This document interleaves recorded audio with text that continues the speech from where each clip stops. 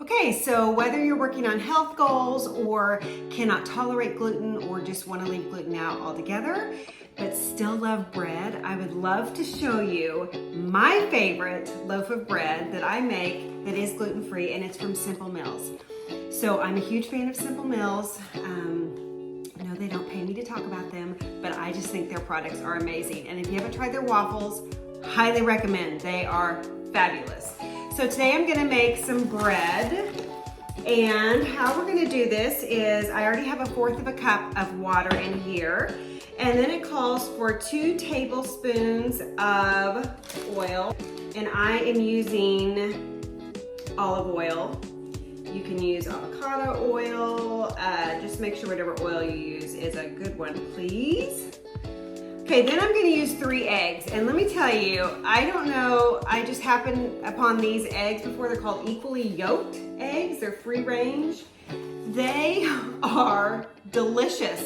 I just think they're the best tasting eggs I've ever had before, and I mean, except for fresh from the farm, but I don't have a farm here. So I love these eggs. These eggs are awesome. So this calls for 3 eggs. So I am going to put 3 eggs in here. Oh, and by the way, I did already preheat my oven to 350, which obviously the directions will tell you all this. I'm just taking you step by step because if you're anything like me, I'm a visual person. So hate to read instructions. If I can just watch something, then I can usually make it a lot better. Okay, so then I'm gonna whisk those 3 ingredients together.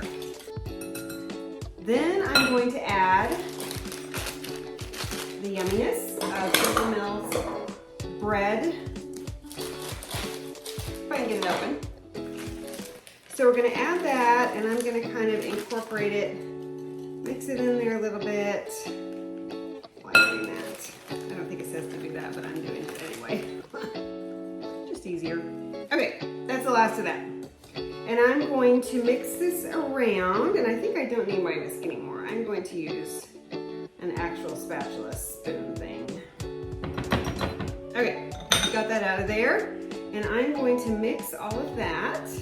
Okay, so now that I have all that mixed, which I think is kind of weird that after that I add apple cider vinegar. You would have thought I'd do it with the liquids, but for whatever reason, they say to add 2 tablespoons of apple cider vinegar.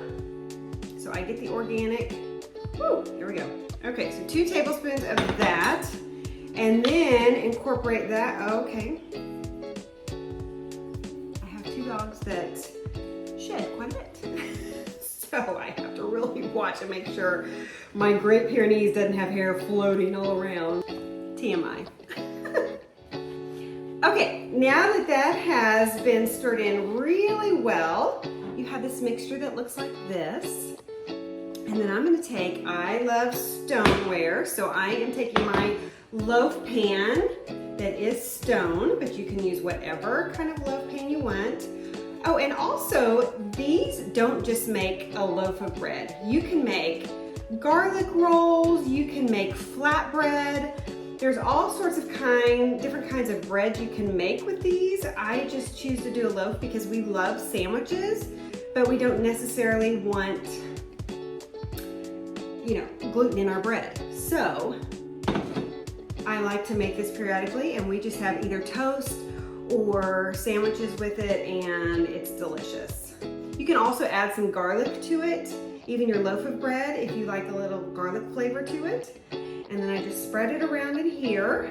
Okay, and then I'm gonna pop that in the oven for about an hour. I will check on it periodically, and we'll have some yummy bread. Okay, while we're waiting for that delicious bread to cook, this is what the box looks like. It says Artisan Bread by Simple Mills, so yummy.